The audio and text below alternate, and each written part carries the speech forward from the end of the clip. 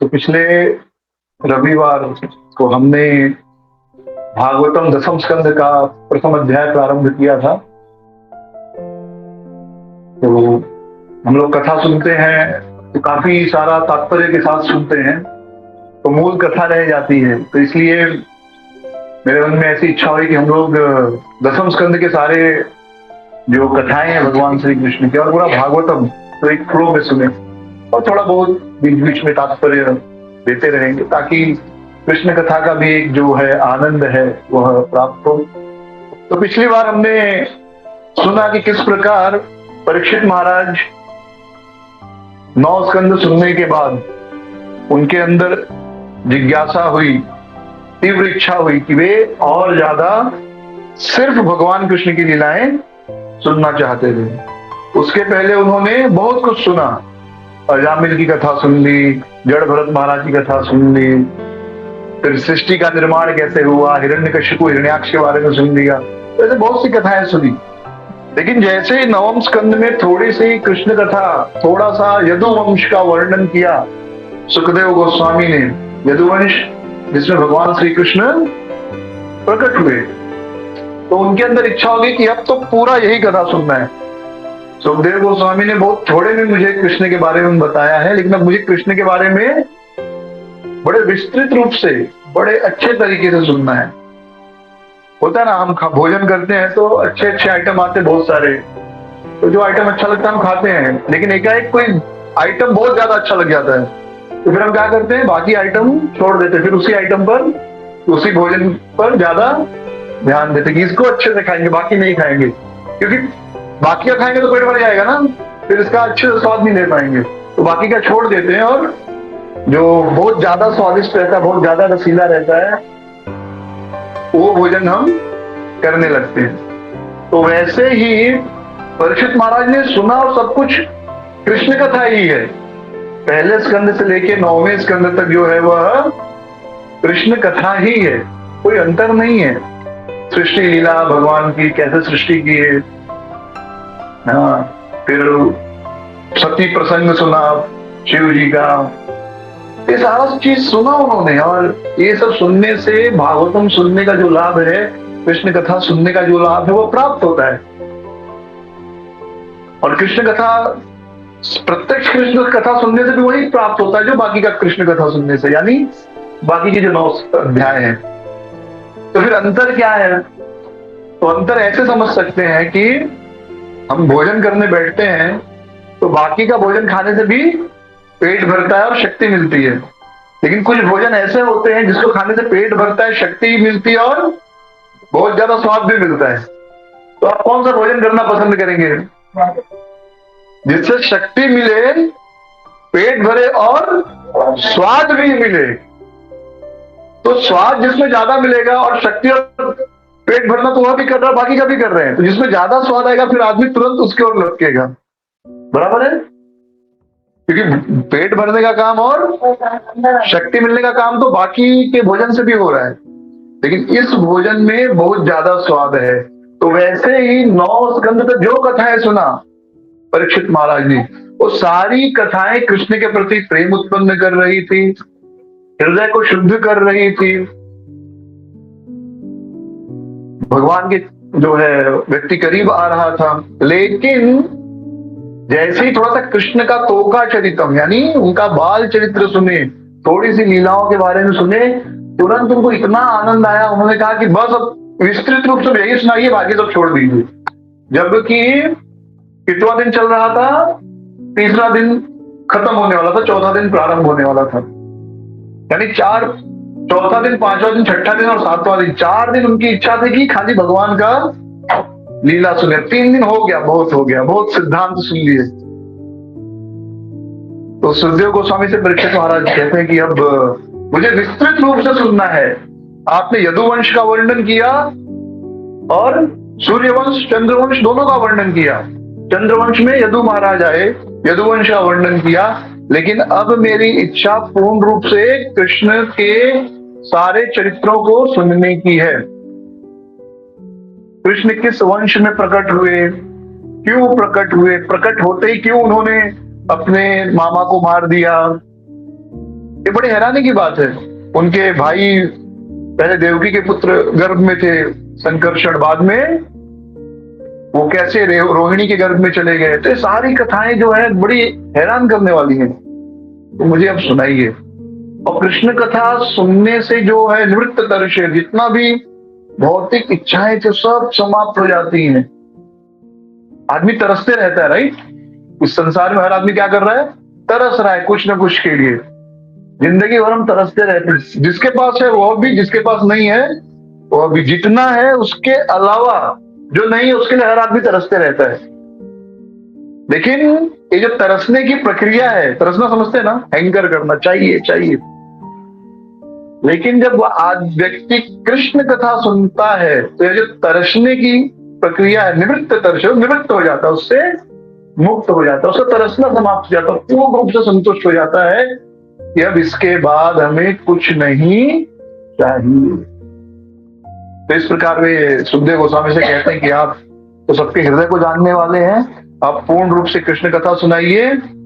जो जो प्रश्न पूछे उनका भी उत्तर दीजिए, जो नहीं पूछे वो भी बताइए। इतनी सारी लीलाएं थी, सबका थोड़े पूछ सकते हैं। नहीं तो पूछने में ही पूरा दिन चला जाता है। बोले जो नहीं पूछा और जो पूछा सबका वर्णन विस्तृत रूप से कीजिए। फिर सुखदेव गोस्वामी बड़े प्रसन्न होते हैं, परीक्षित महाराज को साधुवाद देते हैं और वो कहते हैं कि आपका प्रश्न बड़ा सुंदर है और यह भागवतम कृष्ण कथा इतनी पवित्र है कि जो कोई भी कृष्ण कथा विषयक प्रश्न पूछता है उसे भी लाभ होता है, जो इस प्रश्न का उत्तर देता है उसे भी लाभ होता है, और जो सुनता है, यानी कौन सोचेगा क्या प्रश्न पूछना है। कुछ लोग होते ना, क्या पूछने का, ठीक है जो चल रहा है चलने दो, या क्यों बोलना है, तो चुप रहते, ना पूछते हैं ना बोलते हैं, लेकिन सुनते हैं। तो तीनों को लाभ होता है, बोलने वाले को भी, प्रश्न पूछने वाले को भी, और सुनने वालों को भी। तो आप विस्तृत रूप से यह कथा, मैं यह कथा आपको सुनाऊंगा। और फिर वे प्रारंभ करते हैं, जो पिछली बार हमने सुना कि कैसे पृथ्वी पर सभी असुरों का भार बढ़ गया था। सारे जो राजा असुर थे वो अगले जन्म में राजा बनकर पैदा हुए थे। त्रेता युग के जो असुर थे, सत्ययुग के जो असुर थे, वो द्वापर युग में क्या बनकर पैदा हुए? क्षत्रिय वंश में पैदा हुए। तो पद्म पुराण में है कि जो पहले के असुर है अब कलयुग में क्या ब्राह्मण बन के पैदा हो गए। तो आप देखेंगे जितना विरोध भागवत भगवत गीता का, अब पॉलिटिक्स में देखेंगे अधिकतर जो ब्राह्मण हो बहुत ज्यादा प्रोफेसर वगैरह होंगे, बहुत ज्यादा हिंदू धर्म का विरोध करते हैं, सबसे ज्यादा वही खराब कर रहे हैं। जन्म से ब्राह्मण है लेकिन वो क्या कर रहे हैं? वो बहुत ज्यादा हिंदू धर्म का विरोध करते हैं या ऐसी चीजें शुरू करते हैं जिससे हिंदू धर्म या सनातन धर्म समाप्त हो जाए। क्योंकि वास्तव में ब्राह्मण असुर जो थे वो ब्राह्मण रूप में पैदा हुए कलयुग में। तो पृथ्वी देवी पर असुरों का भार बहुत बढ़ गया था। पृथ्वी माता परेशान हो गई। परेशान होकर वो किसके पास गई? ब्रह्मा जी के पास। एक गौ का रूप धारण करके, गाय का रूप धारण करके वो ब्रह्मा जी के पास गई। और ब्रह्मा जी के साथ जब ब्रह्मा जी ने उनकी समस्या सुनी तो वो सभी देवताओं को साथ में लेकर, शिव जी, बाकी इंद्र इत्यादि देवताओं सबको साथ में लेकर वो सब क्षीर सागर पहुंचे और पुरुष युक्त मंत्रों से उन्होंने कृष्ण का आवाहन किया। और जब उन्होंने कृष्ण का आवाहन किया तो उन्हें एक ध्वनि सुनाई दी, वाणी सुनाई दी कि मुझे आप सबकी समस्या पता है, मैं शीघ्र ही अवतार लेने वाला हूं, लेकिन मेरे आने के पहले आप सब लोग भी जो यदुवंशी हैं उनके घर में आप सब प्रकट हो जाओ। और केवल आप सब नहीं, आप सब की पत्नियां भी, मतलब ऐसा नहीं खाली जो देवता है वही पैदा होंगे, जो देवी हैं देवताओं की पत्नियां वो सब भी जाकर प्रकट हो जाएगी। और फिर मैं अपने अंश सहित, यानी किसके साथ? बलराम के साथ प्रकट होऊंगा, शेष अवतार संकर्षण के साथ। तो जब ब्रह्मा जी ने यह सुना तो उन्होंने सभी देवताओं को यह समाचार दे दिया। और उसके बाद ब्रह्मा जी अपने लोग चले गए, देवता सब अपने लोग चले गए, तैयारी शुरू हो गई। अब भगवान के अवतार का दूसरा जो सीन है, सुखदेव गोस्वामी सीन शिफ्ट करते हैं और वे वर्णन करते हैं देवकी वसुदेव के विवाह का। तो जो सूरसेन नामक राजा थे, तो यदुवंश और जो 5 पुत्र थे महाराज ययाति के, सबसे छोटे कौन से थे? पुरु, और सबसे बड़े यदु। तो जब महाराज ययाति को श्राप मिला कि बूढ़े हो जाएंगे, और बाद में शुक्राचार्य ने उनको वरदान भी दिया कि ठीक है, आपका कोई बेटा आपको अपना जवानी देकर बुढ़ापा ले सकता है, तो उन्होंने कुरु और बाकी सभी पुत्रों से कहा, लेकिन किसी ने पुरु और बाकी सभी पुत्रों से कहा, कोई स्वीकार नहीं किया। यदु को कहा, बाकी सब पुत्रों से कहा कि अपना जवानी मुझे दे दो, मेरा बुढ़ापा ले लो, कोई पुत्र माना नहीं। केवल कुरु जो है सबसे छोटे, उन्होंने स्वीकार किया, यदु ने भी नहीं माना। वही यदु जो यदुवंश, उनसे प्रारंभ हुआ, जो ययाति महाराज के सबसे बड़े पुत्र हैं। इसलिए आप देखेंगे यद्यपि यदुवंश में भगवान प्रकट हुए, लेकिन क्योंकि ययाति महाराज ने उनको श्राप दे दिया था, इसलिए यदुवंश के लोग राजा नहीं बने, मतलब सम्राट। सम्राट कौन बनता था? कुरुवंश के लोग सम्राट बनते थे। तो जो मथुरा के राजा होते थे वो भी हमेशा किसके अधीन रहते थे? कुरुवंशियों के अधीन रहते थे, यदुवंशियों के अधीन। यदुवंशी हमेशा किसके अधीन रहे? कुरुवंशी के अधीन। जो दिल्ली का सम्राट होता था, दिल्ली पहले से ही राजधानी रही है भारत की, ठीक है, अभी अभी बनी, ऐसा नहीं है। उस समय भी पूरा जो मुख्य सम्राट होता था हस्तिनापुर का, वही पूरे भारत का, पूरे विश्व का वह सम्राट माना जाता था। और वहां पर किसका शासन होता था? कुरुओं का। क्यों? क्योंकि माता पिता का आशीर्वाद था। तो कभी कभी हम भक्ति में आकर ऐसा सोचते कि माता पिता का सेवा का करने का क्या जरूरत है, परिवार वालों से अच्छा संबंध रखने की क्या जरूरत है, माला जप करेंगे। ये बहुत ही गंदी, बहुत ही खराब सोच है। और जो कोई भी आपको प्रचार करता है उसको 1 नंबर का बुद्धि नहीं है, उसने शास्त्र समझा नहीं। भगवान जिस वंश में प्रकट हुए वह वंश के लोग पूर्ववंश के अधीन है। पूर्ववंश क्यों इतना महान बना? उसमें भगवान नहीं प्रकट हुए, लेकिन वह महान इसलिए था कि ययाति महाराज ने उनको आशीर्वाद दिया कि तुम ही असली पुत्र हो और सारी पृथ्वी तुम्हारे अधीन रहेगी। और हम देखते हैं कैसे विट्ठल भगवान ने भी, क्या नाम है भक्त का? भक्त पुंडलिक को आशीर्वाद दिया।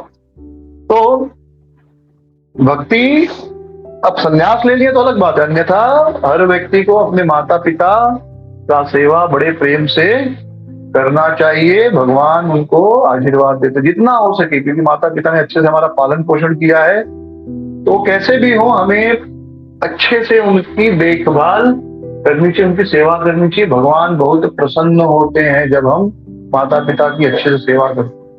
तो यदुवंश में जो उस समय के मुख्य थे सूरसेन, तो उन्होंने मथुरा नगरी को चुना। मथुरा नगरी को क्यों चुना? मथुरा नगरी शाश्वत रूप से भगवान का स्थान है। मथुरा जनपद, वृंदावन भी मथुरा जनपद में आता है, ठीक है। जैसे कल्याण किसमें आता है? केडीएमसी में, कल्याण डोंबिवली नगर पालिका थाने में आता है, राइट। तो थाना मतलब कल्याण डोंबिवली ठाकुरली और दीवा हुआ सब किसमें आ गया? थाने में। वैसे ही मथुरा डिस्ट्रिक्ट जो थी, मथुरा जनपद, उसी में बाकी सब कुछ आता था। वृंदावन भी 84 कोस परिक्रमा में मथुरा वृंदावन सब कुछ आ जाता है। तो इसलिए सूरसेन ने क्या निश्चय किया कि मुझे मथुरा में रहना। उनको ये नहीं पता था, लेकिन भगवान की लीला शक्ति जो उनसे यह कार्य कराई को कहा रहने लगे, मथुरा में रहने लगे।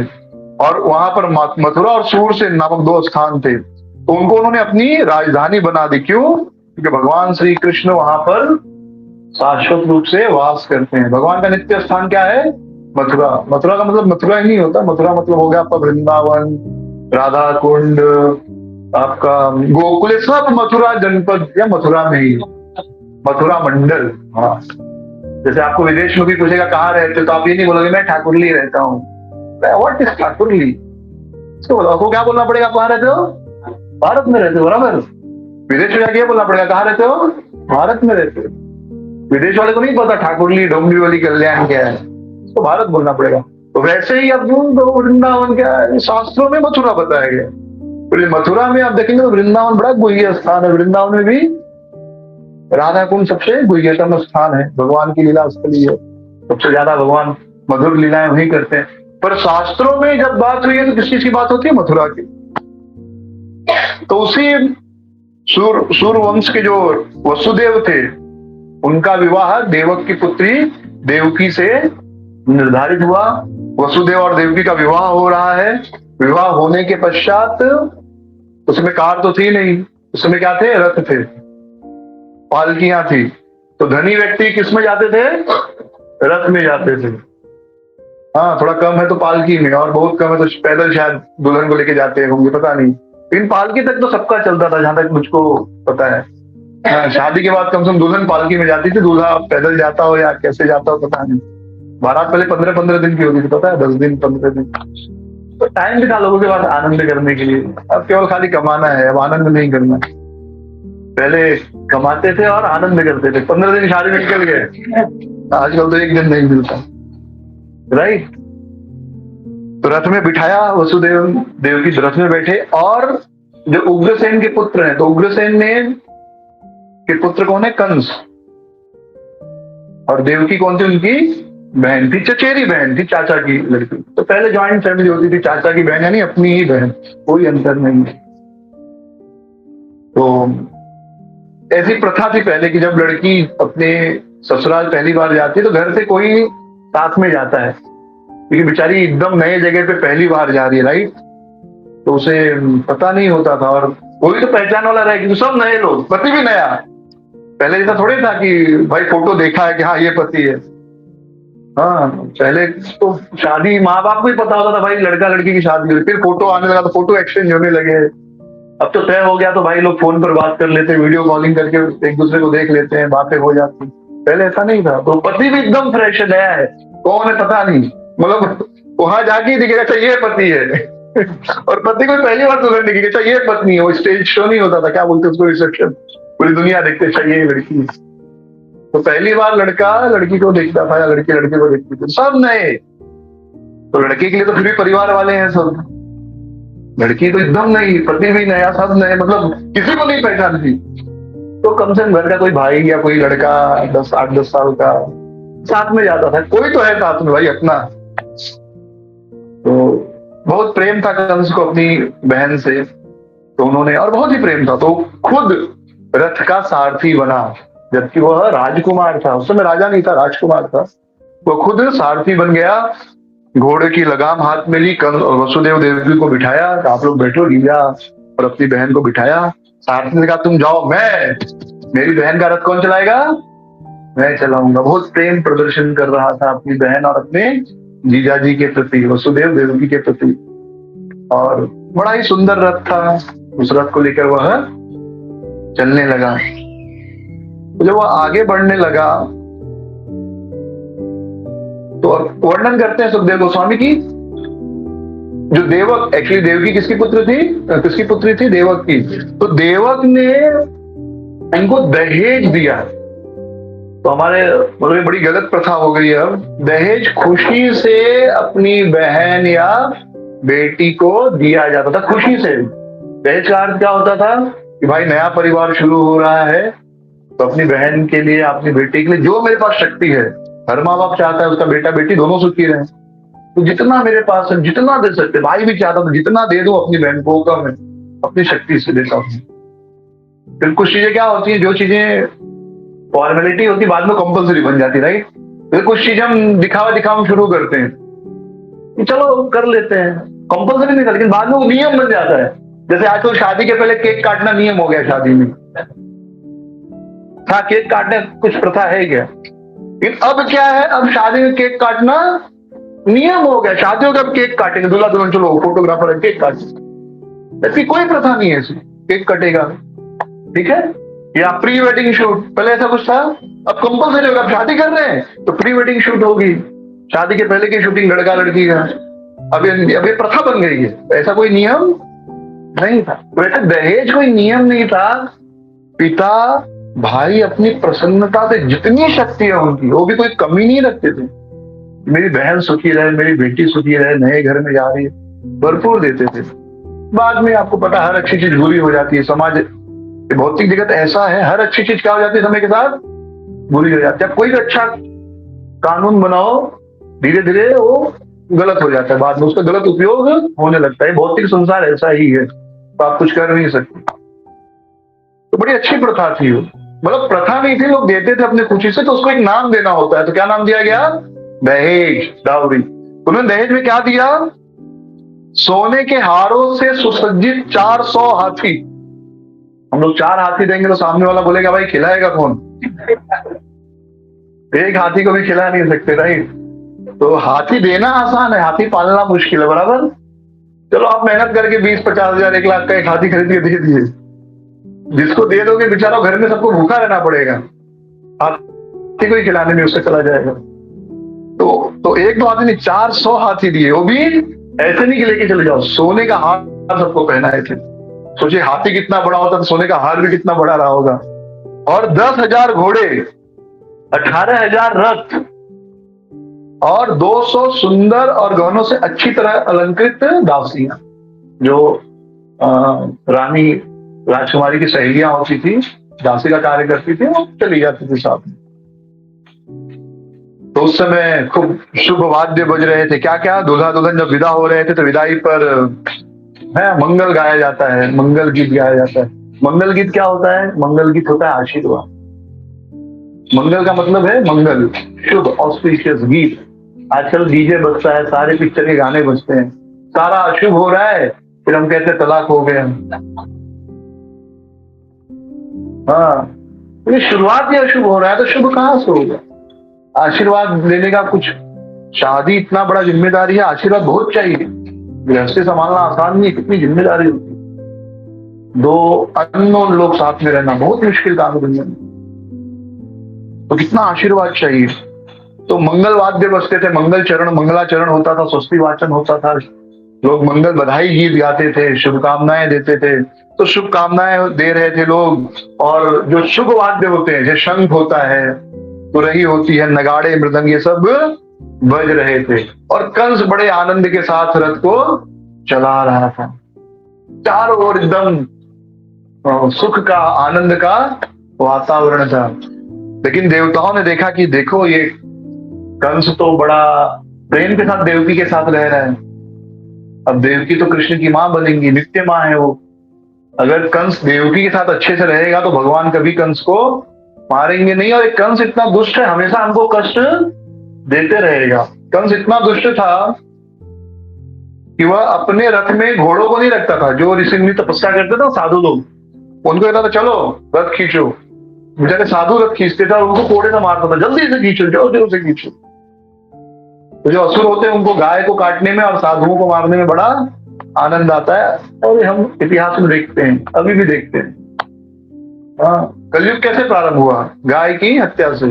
कली क्या कर रहा था? गाय और बैल के पैर काट रहा था। कलयुग मतलब गौ हत्या, गौ हत्या मतलब कलयुग। तो शास्त्र में पहले ही बता दिया गया। तो उन्होंने देखा ये तो बड़ा अच्छा चल रहा है, गुडी गुडी, बहुत प्रेम से रह रहे हैं, तो फिर भगवान तो मारेंगे नहीं, देवकी के पुत्र कृष्ण तो मारेंगे नहीं कंस को। तो भाई देखिए, हर आदमी स्वार्थी होता है। देवता भी क्या है? जीव तत्व है, भगवान नहीं है। देवता भगवान नहीं है, क्या है वो? जीव है। जैसे हम जीव है, वो देवता भी जीव है। जैसे अमिताभ बच्चन भी क्या है? हमारे जैसा मनुष्य ही है, कोई बहुत स्पेशल नहीं है, फेमस है, बट हमसे आपसे अलग ही। जो भी खाता है, टॉयलेट जाता है, वो कुछ अलग नहीं है, ये मत सोचिए कुछ अलग है। मैं बचपन में सोचता था बड़े लोग होते हैं पेशाब करने जाते होंगे क्या? सही में, मजाक नहीं कर रहा हूँ, बच्चा था सोचता था भाई इतना फेमस आदमी कुछ अलग होना चाहिए ना मुझसे, टॉयलेट जाता होगा। तो नहीं भाई, हमारे जैसा। इसलिए अब मैं किसी बड़े सेलिब्रिटी को देखता हूँ तो ऐसे कोई नहीं कि हाथ मिला लो या, हमारे जैसा ही आदमी, क्या विशेष क्या है उसमें? ठीक है, पहचानते हैं लोग, लाखों करोड़ों लोग पहचानते, बाकी इससे ज्यादा अलग कुछ नहीं है। हाँ भाई, जो व्यक्ति हमें कुछ ज्ञान की बात बताए या हमारा कुछ कल्याण करे, उसको प्रणाम करना अलग बात है। बाकी ये सेलिब्रिटी कुछ बड़ी चीज नहीं, हमारे जैसे ही है। उनके जीवन में वही दुख, कष्ट, तकलीफ है जो हमारे जीवन में, बुढ़ापा, मृत्यु, बीमारी उनको भी है जो हमें है। तो कोई विशेष खुश होने की जरूरत नहीं उनसे हाथ मिला लेने के बाद। उनसे हाथ मिलाओगे कोई इलेक्ट्रिक झटका नहीं लगने वाला। उनसे हाथ मिलाओगे, मुझसे हाथ मिलाओगे, सेम ही फील होगा। खाली मन में रहेगा कि अमिताभ बच्चन से हाथ मिलाए, बस, बाकी कुछ फर्क नहीं। तो देवता भी सामान्य जीव है, लेकिन उन्होंने पुण्य किए इसलिए देवता बन गए। जैसे एक प्रधानमंत्री है, कॉर्पोरेटर, वो भी हमारे जैसा है, लेकिन मेहनत किया तो कॉर्पोरेटर बन गया, प्रधानमंत्री बन गया। तो देवताओं ने क्या किया, बोला ये तो गड़बड़ हो रहा है, अगर मामा इतना अच्छा होगा तो भांजा कभी मारेगा नहीं। तो उन्होंने कहा अरे कुछ तो झगड़ा कराना चाहिए, तो अनाउंसमेंट हुआ, मूर्ख अपनी मौत को लेकर जा रहा है, इतनी खुशी खुशी अपनी मौत को लेकर जा रहा है। जिस देवकी को तू लेकर जा रहा है रथ में बिठाकर, जिस देवकी और वसुदेव को, उन्हीं दोनों की 8वीं संतान क्या करेगी, तुम्हारा वध करेगी, वही तुम्हें मारेगी, और तुम अपने पैर पे कुल्हाड़ी मार रहे हो, इतना खुश हो रहे हो। अब देखिए थोड़ी देर पहले, जस्ट इस भविष्यवाणी के पहले कंस कितना नम्र था, कितना प्रेम प्रदर्शन कर रहा था अपनी बहन के लिए, कि सारथी को भगा दिया, हटो मैं चलाऊंगा अपनी बहन का रथ। सारथी बनना आसान नहीं है, एक राजा बोले कि मैं रथ चलाऊंगा अपनी, मैं सारथी बन जाऊंगा, जैसे कोई राजा कहे मैं झाड़ू मारूंगा, बड़ा नम्रता चाहिए उसके लिए, बहुत नम्र होना पड़ता है। लेकिन प्रेम में व्यक्ति करता है कि हम जिस व्यक्ति को प्रेम करते हैं उसमें कोई भी कार्य कर सकते, मैं रथ चलाऊंगा, मैं ड्राइव करूंगा। इतना प्रेम दिखाने वाला कंस तुरंत क्रोधित हो गया, क्योंकि उसके हृदय में बहुत पाप था और बहुत ईर्ष्यालु था वो। जो ईर्ष्यालु होते हैं, पापी होते हैं, वो व्यक्ति किसी के नहीं होते, वो केवल अपना सुख देते हैं। जैसे उनका सिद्धांत है कि मेरे जीवित रहने के लिए अगर 100 लोगों को मरना पड़े तो मैं 100 लोगों को मार दूंगा, मुझे जिंदा रहने के लिए अगर 100 लोगों को मरना है तो 100 लोगों को मार दूंगा। एक साधु पुरुष क्या सोचता है, एक साधु पुरुष सोचता है कि मेरे कारण अगर 100 लोगों को मरना पड़ रहा है तो इससे अच्छा मैं मर जाता हूं और 100 लोग जीवित रहें। ये वैष्णव सिद्धांत है। जब हरिदास ठाकुर एक गुफा में थे, वहां एक सांप रहता था, पता है, अजगर, बहुत जहरीला कोबरा। तो वो तो हरि नाम में आनंद लेते थे, तो उनको पता नहीं चलता था कि उसका जहर कितना असर कर रहा है। लेकिन बाकी लोग मिलने आते थे तो वो कहते थे कि एक बहुत बड़ा कोबरा है, उसका विष है यहाँ पर, वो कभी भी काट लेगा, तो हम उसको मार देते हैं। हरिदास ठाकुर ने कहा नहीं नहीं, मेरे लिए किसी जीव को क्यों मारना, मुझे जीवित रहने के लिए अगर किसी को मरना पड़े तो मैं मरना, अच्छी बात है, किसी को क्यों मारना। और ठीक है, एक काम करता हूं मैं, आज का दिन देखते अगर वो चला गया तो मैं यहाँ पे भजन करूंगा, नहीं तो मैं छोड़ दूंगा जगह। तो भगवान तो सबके हृदय में परमात्मा के रूप में है, तो उस कोबरा के हृदय में भी है। वो कोबरा उसी दिन वह गुफा छोड़कर चला गया, सबने देखा उसको जाते। तो वैष्णव कैसा होता है, वैष्णव यानी मेरे कारण अगर 100 लोगों को मरना पड़े तो मैं मरने को तैयार हूं, 100 लोग जीवित रहे, 100 लोग सुखी रहे। मेरे दुखी रहने से 100 लोग सुखी रह सकते तो उनको सुख दो। आसुरी प्रवृत्ति क्या है, मेरे सुखी होने के लिए अगर 100 लोगों को दुखी होना पड़ता तो 100 लोगों को दुखी करो। तो ये बहुत बड़ा अंतर है। तो इससे आप निर्णय ले लो कि आप असुर हो कि वैष्णव हो। किसी बाहर से कोई तराजू लाके तोलना नहीं है। खुद की खुशी होने के लिए आप 100 लोगों को दुखी करते हो या खुद दुखी होकर 100 लोगों को आप सुखी करते हो। इसी से पता चल जाएगा कि आप वैष्णव हो कि असुर हो। कोई सर्टिफिकेट किसी से आपको लेने की जरूरत नहीं है।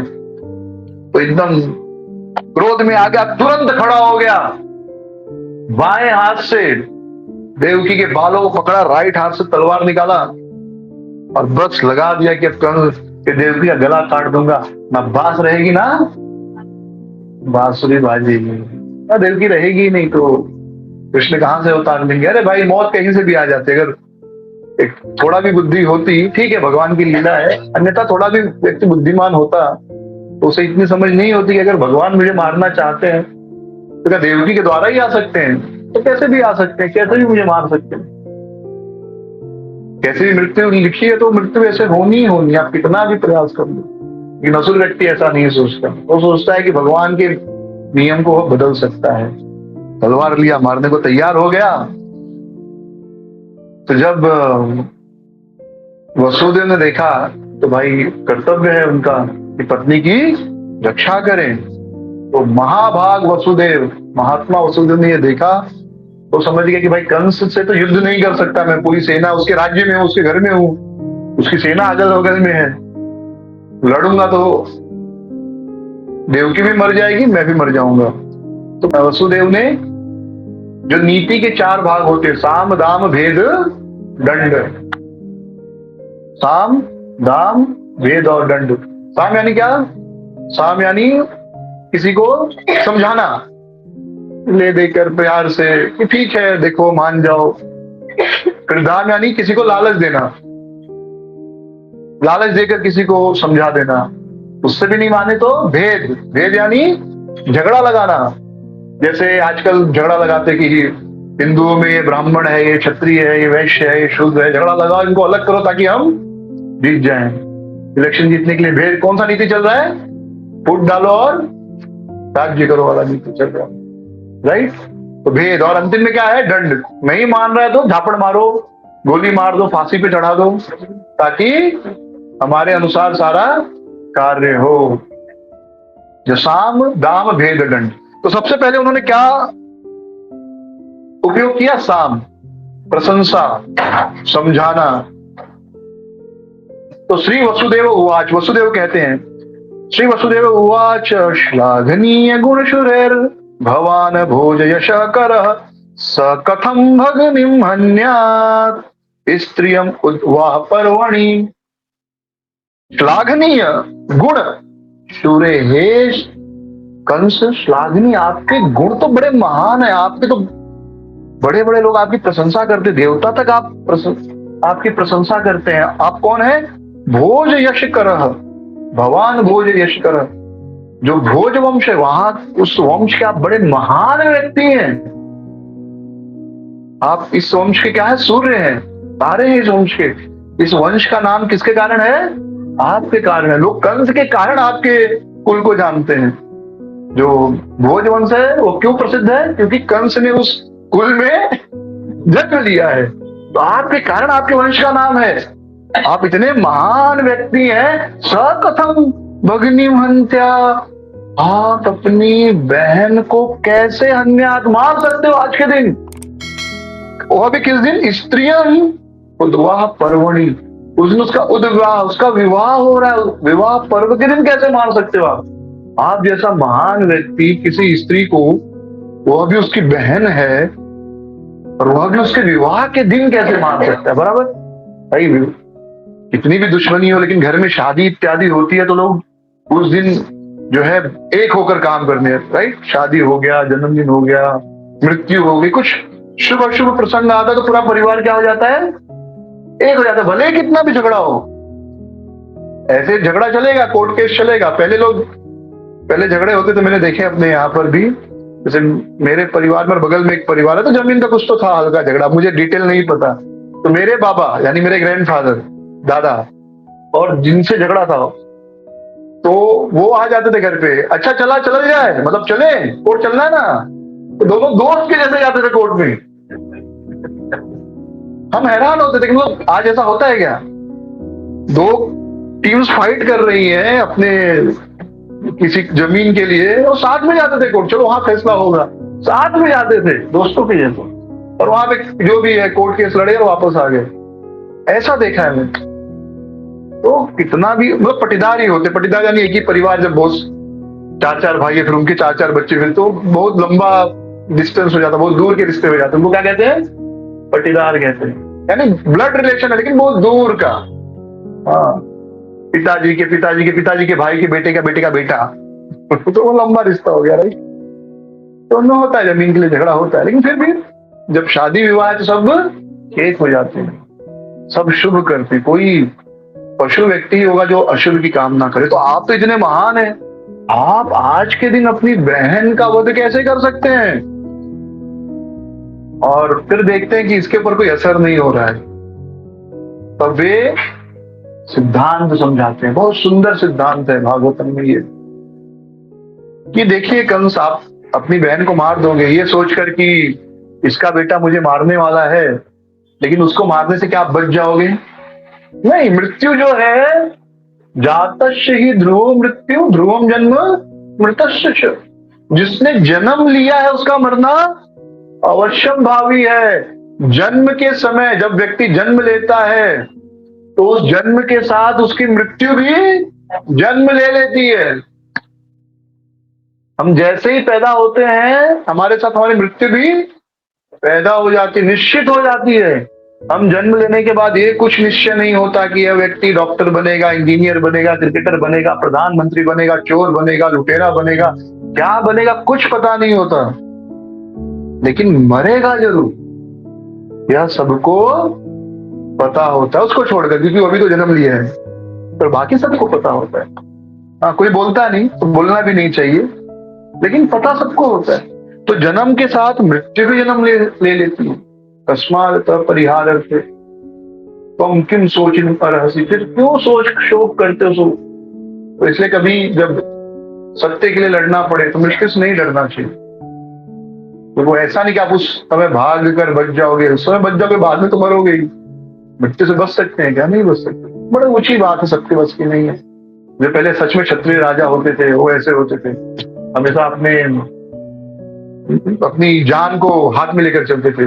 कभी मृत्यु आए लेकिन हम सत्य के साथ रहेंगे, मरने से हम नहीं डरते, क्योंकि उनको पता था मरना तो है ही है, क्या आज बच जाएंगे तो बच जाएंगे हम मरने से? नहीं। तो कोशिश करना चाहिए जितना हो सके सत्य के साथ खड़ा होने की। तो जो जन्म लिया वो मरेगा, चाहे आज मरे चाहे 100 साल के बाद मरे, मरेगा जरूर। जैसे 2075 तक यहाँ पर जितने लोग हैं शायद ही कोई बचे, ठीक है। बच्चों को छोड़ दिए 10 साल के नीचे का, ज्यादा छोटे तो वो हम बूढ़े हो गए होंगे तब तक।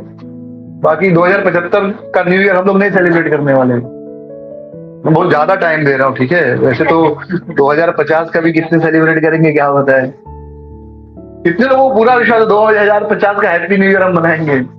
जो लोग 40 प्लस हो भूल जाइए, कुछ लकी होंगे तो मनाएंगे, नहीं तो 2050 का भी न्यू ईयर हम नहीं मनाने वाले। ठीक है, 2030, 35, 40 तक ऑलमोस्ट सब लोग, 2050 का न्यू ईयर नहीं देखने को मिलेगा। वेलकम टू न्यू ईयर 2050, या साइन करने के बाद हम डेट लिखते हैं ना, 1/1/2050, बड़े कम लोगों को मौका मिलने वाला है। और 75-80 का तो बहुत ही शायद एकाध कोई बच जाए तो बच जाए। तो चाहे आज मरे चाहे 2 साल बाद मरे, तो जब आपको मरना ही है तो क्यों अपना नाम खराब करके मर रहे हो? आदमी जीवन में काम करता है, क्यों? नाम जीवित रहता है, व्यक्ति मर जाता है। तो एक स्त्री को मारकर आप इतने यशस्वी हो, पूरे विश्व में आपका नाम है, एक स्त्री को मारकर आप क्यों अपना नाम खराब करना चाहते हो? और जो नाम वाला होता है वही बदनाम होता है सबसे ज्यादा, तो तुरंत आप बदनाम हो जाते पूरी दुनिया में। कंस जैसा व्यक्ति देखो, एक स्त्री हो, उसकी बहन, और वो भी शादी के दिन मार दिया, इतना घृणित काम। कोई भी सुने कहेगा एक औरत को मारा, औरत को मारना ही सबसे बुरी बात है। किसी जैसे कहते हैं कि आप अब समझो भारत और नीदरलैंड का मैच है क्रिकेट में, जीत गए तो बड़ाई होने वाला है क्या? हार गया तो बदनामी होने वाला है, लेकिन जीत गए तो बड़ाई उसमें नहीं। तो वैसे ही एक पुरुष स्त्री को हरा दे फिजिकल फाइट में या उसका वध कर दे तो कुछ नाम होने वाला क्या? उसका नहीं नाम होने वाला। तो एक स्त्री को मारना ही शर्म की बात है, उसपे आपकी बहन है और ज्यादा शर्म की बात है, और उससे भी ज्यादा शर्म की बात उसके शादी के दिन। यानी कितनी गंदी बात है, कितनी बुरी बात है कि एक तो स्त्री है, ऊपर से आपकी बहन है, और उसकी उस दिन शादी है। शादी के दिन तो भाई अपना सर्वस्व दान करने को देखता है कि क्या नहीं दे दो मेरी बहन को, कितना खुश रहे, और आप तो जो है उसको वध कर रहे हो। किस लिए? जीवन जीने के लिए, लेकिन एक दिन मरोगे ही, मृत्यु से नहीं बच पाओगे। तो ये जो शरीर है 5 तत्वों से बना है, पृथ्वी जल अग्नि वायु आकाश से बना है, राइट? पृथ्वी से बना, इसलिए रोज चावल दाल चपाती खाते हैं। सब क्या है? पृथ्वी से सब भी बनता है, पृथ्वी मिल जाता है शरीर में। जल है इसलिए जल पीते हैं, अग्नि है इसलिए हमेशा गर्म में रहना पड़ेगा। ठंडा हो गया मतलब गए, बोलते हैं शरीर ठंडा हो गया, किसी का शरीर ठंडा हो गया मतलब हरे कृष्णा हरि बोल। और फिर वायु है तो प्राणायाम, इसलिए श्वास ले रहे हैं ना, इसलिए प्राणायाम रोज कम से कम 10 मिनट क्या करिए सुबह, डीप ब्रीदिंग, बहुत अच्छा है। 10 मिनट से कुछ जिंदगी, कुछ करोड़पति नहीं बन जाएंगे, प्रधानमंत्री नहीं बन जाएंगे मोदी जैसे। तो 10 मिनट निकालो, रोज प्राणायाम करो। 10-15 मिनट प्राणायाम करेंगे ना, आप बहुत सी बीमारियों से बच जाएंगे। ये सारी बीमारियां क्यों होती हैं? वात के कारण। 80% बीमारियां क्यों होती हैं? वात के कारण। वात यानी हवा। तो डीप ब्रीदिंग एक्सरसाइज है या अनुलोम विलोम है, तो उससे क्या होता है? हवा बैलेंस रहता है। और आकाश तत्व है, इसलिए थोड़ा खुले में रहना चाहिए, हमेशा बंद कमरे में नहीं रहना चाहिए। इसलिए गार्डन में चले गए, थोड़ा बैठ गए 10 मिनट आधे घंटे, आकाश तत्व मिलता है। हम खाली पृथ्वी तत्व ही दिन भर सोचते पृथ्वी तत्व खिलाएंगे हेल्दी रहेंगे, इसलिए अच्छा चावल खिलाओ, अच्छा दाल खिलाओ, अच्छा सब्जी खिलाओ। नहीं, बाकी सब भी चाहिए ना बॉडी को, क्योंकि बॉडी किससे बना है? पृथ्वी, जल, अग्नि, वायु, आकाश, सबसे बना है। तो खाली आप क्या दे रहे हो उसको? पृथ्वी तत्व दे रहे हो, अच्छी सब्जी खिला रहे हो, अच्छा चावल, अच्छा दाल, फिर भी बीमार है लोग, क्योंकि बाकी जो चीजें वो तो दे ही नहीं रहे, आकाश तत्व नहीं दे रहे। आकाश तत्व कैसे मिलेगा? खुले में है, जो है मेडिटेशन है वो भी आकाश तत्व है, और एक है, मैं ध्यान में नहीं आ रहा, वायु तत्व है, पंखे के नीचे बैठ के हवा लगा, वायु तत्व है, बाहर बैठे हैं डीप ब्रीदिंग एक्सरसाइज कर रहे हैं, वायु तत्व है, सूर्य की रोशनी ले रहे हैं, कौन सा तत्व है? अग्नि तत्व है। तो आप हेल्दी रहेंगे, क्योंकि जो बना है वो तो देना पड़ेगा ना, खाली चावल चावल खिलाने से थोड़े आप हेल्दी रहोगे। तो यह शरीर इस 5 तत्वों से बना है, और जब इस शरीर का स्वामी यानी आत्मा नया शरीर प्राप्त करता है, फिर 5 तत्वों से बना शरीर नष्ट हो जाता है और उसे फिर से नया शरीर मिलता है। यानी अभी इस समय जो मेरा शरीर है, जो 5 तत्वों से बना है, हो सकता है कल आपका शरीर हो, क्योंकि अंत में किसमें मिल जाएगा? मिट्टी में। फिर इसी मिट्टी से चावल दाल बनेगा और आप खाओगे, राइट? या आपका 5 तत्व जो है मिट्टी हो, कल मेरे शरीर में आ जाए, मालूम नहीं पड़ेगा, लेकिन दुनिया ऐसे ही चल रही है। तो उदाहरण देते कि आत्मा परिवर्तन कैसे करता है शरीर। तो जैसे हम चलते हैं तो एक पैर ऊपर उठाते हैं, फिर उसको जमीन पर रख देते, तभी दूसरा पैर उठाते, राइट? दूसरा पैर कब उठाते हैं? जब पहला पैर, आपने कभी किसी को देखा है कि दोनों पैर हवा में है? दोनों पैर कभी किसी की हवा में नहीं रह। जब एक पैर जमीन पे आ गया तभी दूसरा पैर ऊपर उठेगा। कितना भी तेज दौड़ने वाला हो, आप उसको स्लो मोशन में देखिए, जब तक उसका पहला पैर जमीन में नहीं पड़ेगा दूसरा पैर ऊपर नहीं उठेगा दौड़ते वक्त। तो जब पहला पैर जमीन में पड़ता है तभी दूसरा पैर उठता है, ऊपर उठता है। वैसे ही आत्मा के लिए जब नए शरीर का निर्धारण हो जाता है कि इसको कौन सा नया शरीर मिलेगा कर्म के अनुसार, तब वह इस शरीर को छोड़ता है और नया शरीर प्राप्त करता है। फिर एक उदाहरण और देते हैं कि जो पेड़ पर कीड़े होते हैं, तो कीड़ा एक पत्ते से दूसरे पत्ते पर जाता है, तो एक पत्ता, 2 पत्ते समझो ऐसे हैं, तो जब वो पहला पत्ते से जाएगा, जब दूसरे पत्ते को थोड़ा सा पकड़ लेता है तभी पहले पत्ते को छोड़ता। पहले को छोड़ा, दूसरे को पकड़ा नहीं तो क्या होगा? नीचे गिर जाएगा। तो उसी प्रकार आत्मा के लिए जब तक नया शरीर का निर्धारण नहीं होता, पुराना शरीर नहीं छोड़ता। और इसलिए जब कोई आत्महत्या इत्यादि कर लेता है, जो कि हमारा निर्णय होता है, तो ऐसे आदमी के लिए नया शरीर का निर्धारण नहीं हुआ, इसलिए वो बन जाता है सूक्ष्म शरीर में, जिसको हम कहते हैं भूत बन गया है। तो कोई कहेगा हम कैसे माने, हम तो शरीर ही हैं, ये जो आप बोल रहे हो समझ में नहीं आ रहा है। तो वे उदाहरण देते हैं कि नया, कोई कहेगा नहीं हम शरीर ही हैं भाई, हमें आत्मा समझ में नहीं आ रहा है, कंस ऐसा कह सकता है। तो वसुदेव आगे उदाहरण देते हैं कि आप जो चिंतन करते हो, मनन करते हो, आप खुद को वही मानने लगते हो, और उस समय आप यह शरीर भूल जाते हो। अगर आप ये शरीर होते तो कभी इसको भूलते क्या? तो सबसे सरल उदाहरण देखिए कि जब ऑपरेशन होता है, तो क्या करते हैं? ऑपरेशन में आदमी को एनेस्थीसिया दे देते हैं, बेहोश कर देते हैं, बराबर? फिर उसके शरीर को काटते हैं, काट के फिर सिल देते हैं, पता चलता है? नहीं पता चलता है। क्यों नहीं पता चलता है? अगर आप शरीर हो तो पता चलना चाहिए, लेकिन शरीर जो कट रहा है, जो दर्द हो रहा है, वो आपके मस्तिष्क तक नहीं जा रहा है, आपकी बुद्धि तक नहीं जा रहा है, बुद्धि से अहंकार तक नहीं जा रहा है, और अहंकार तक से आत्मा तक नहीं जा पा रहा है, क्योंकि बुद्धि से कनेक्शन क्या हो गया है? टूट गया। तो आत्मा को पता ही नहीं चल रहा उससे, इसलिए आत्मा उस दर्द को महसूस नहीं करता। अभी वर्ल्ड कप में भारत हार गया ना, फाइनल में कितना लोग दुखी हो गए, बराबर? सब एकदम जैसे कि भाई घर का कोई आदमी मर गया हो। यार घर में कोई आदमी मरे तो भी इतना लोग दुखी नहीं होते, इतना न्यूज आ रहा है, इतना जैसे बुरा हो गया, पता नहीं क्या हो गया। अरे एक मैच ही तो हारे, रोज हारते हैं, रोज सैनिक कितना मर रहे हैं, उस पर आपको चिंता नहीं है, लेकिन एक मैच हार गए। लेकिन हम अपने आप को क्या करने लगे? उस टीम के साथ जोड़ने लगे। और सबसे बुरा क्या हुआ, सबसे ज्यादा दुख क्यों हुआ? क्योंकि लगातार 10 मैच जीती, तो हमको लगने लगा कि 11वां तो जीतना ही है। वो 2-4 मैच हार के पहुंचती ना तो इतना बुरा नहीं लगता, क्योंकि आपको लगता है अपनी नहीं हार भी सकती है, तो माइंड आपका तैयार रहता है। हाँ, अरे 4 बड़े मुश्किल से तो फाइनल में पहुंची, ये हो सकता है भी हार जाए, तो माइंड आपका रेडी रहता। लेकिन हमारा माइंड एकदम रेडी था कि जीतेगा ही, इसलिए और ज्यादा जीता। राइट। तो हम जो चिंतन करते तो अपने शरीर को, अपने दुख को भूल जाते हो। भारत हार गई, इस चीज का दुख हो गया। भारत मतलब भारत की क्रिकेट टीम हार गई, तो घर में आपके ऊपर ईएमआई का लोन है, वो भूल गए आप। कल ऑफिस जाके काम करना, वो भूल गए। हाँ, घर में पत्नी बच्चों से झगड़ा हो गया, या बच्चे का ट्यूशन फीस भरना है, या कुछ, वो सब आदमी भूल गया। उसको क्या याद आ रहा है? भारत मैच आ रही है। तो जो चीज का आप कल्पना करते हो वही आपको याद रहता है। फिर आप जो प्रेजेंट सिचुएशन है भूल जाते हैं। तो उसी प्रकार, क्योंकि आप एक शरीर नहीं हो, आप वो परिस्थिति भी नहीं हो। अभी यहाँ पे बैठे हैं, सत्संग का सोच रहे हैं, तब तक एक मन में कुछ और ख्याल आ जाए, तो यहाँ पर जो कुछ हो रहा सब ध्यान से उतर जाएगा, हम वहां पर पहुंच जाएंगे, उस चीज का हम चिंतन करने लगेंगे। तो व्यक्ति मानसिक कल्पना द्वारा विभिन्न शरीरों का चिंतन करता है, विभिन्न परिस्थितियों का चिंतन करता है, और वास्तविक शरीर को भूल जाता है। तो वैसे ही मन मरते वक्त जैसा होता है, मृत्यु के समय हम जो चिंतन करते हैं, अगला शरीर फिर वैसा ही प्राप्त करते हैं। जैसे आप इस घर से निकलते वक्त क्या मन में ख्याल रहेगा? पहला अपने घर जाना है, राइट? यही ख्याल आएगा ना कथा होने के बाद। तो आप कहाँ जाओगे? अपने घर। लेकिन समझो मन में पहला ख्याल क्या है? अरे प्रसाद बढ़िया नहीं था यहाँ पे यार, हाँ तो चलो कोई अच्छा होटल है क्या, तो उधर पहुंचेंगे। तो मन में जो है उसके अनुसार इस घर से निकल के आप निर्णय लेंगे, बराबर?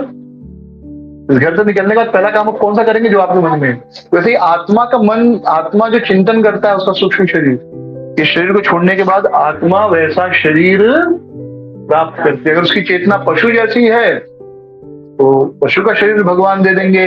देवता जैसा शरीर है, देवता जैसा उसका मानसिक चेतना है, तो देवता बना देंगे।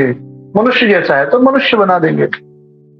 मनुष्य यानी गलतियां करता है, गलतियों से सीखता है, दूसरों के कल्याण के लिए कार्य करता है। देवता गलती इन जनरल नहीं करते और दूसरों को आशीर्वाद दे सकते हैं, शक्ति होती है उनकी। और जो पशु है या असुर है, वो हमेशा केवल अपना स्वार्थ सोचते हैं, अंतर होता है। दूसरों का बुरा करके अपना लाभ करना, ये क्या है? असुर। दूसरों का बुरा नहीं करना, मुझे खुश रहना, लेकिन दूसरे को दुखी करके नहीं, ये मनुष्य का स्वभाव है। मनुष्य यानी वो सुखी रहना चाहता है लेकिन दूसरे को दुखी करके नहीं, ये मनुष्य। असुर यानी दूसरे को दुखी करना पड़ेगा तो करूंगा लेकिन मुझे खुश रहना, ये क्या है? असुर। देव यानी दूसरों को सुखी करता है, दूसरों का कल्याण करता है, वो देव। तो ये अंतर है। तो ऐसी चेतना होगी वैसा शरीर प्राप्त होगा। तो वही चीज बता रहे कि मृत्यु के समय जैसी आपकी चेतना होगी वैसा आपको शरीर मिलेगा। तो फिर हमारे मन में आएगा कि, हमारे मन में प्रश्न उठ सकता है, अगर हम आत्मा है तो शरीर के साथ हम अपनी पहचान क्यों करते हैं? गधा के शरीर मिल गया तो गधे जैसा सोचने लगेंगे, आदमी का शरीर मिल गया तो आदमी जैसा सोचते हैं, बराबर? तो औरत का शरीर मिल गया तो औरत जैसा सोचते हैं। तो ऐसा तो नहीं सोचना चाहिए, बराबर? ऐसे क्यों होता है? अब आप एक सरल उदाहरण से समझिए कि आप साइकिल चला रहे हैं, आपके पास क्या है? साइकिल है। साइकिल को अगर आप 20 किलोमीटर या 35 किलोमीटर पर घंटा की स्पीड से चला रहे हैं तो आप क्या कहेंगे? बहुत तेज चल रहा है, बराबर? एक साइकिल नॉर्मली 10-15 किलोमीटर की स्पीड से चलाया जाता है। अगर आप उसी साइकिल को 20-25 से चलाएंगे, 30 किलोमीटर से, क्या कहेंगे? बहुत तेज चला रहा है। आपको भी लगेगा कि मैं साइकिल बहुत तेजी से चला रहा हूं। लेकिन उसी के बदले आपको बाइक मिल गया है, आपको ही जो साइकिल चला के बाइक लिया है, उस बाइक को आप 25-30 पे चलाएंगे तो क्या बोलेंगे? ए क्या बैलगाड़ी दौड़ा रहे हो क्या?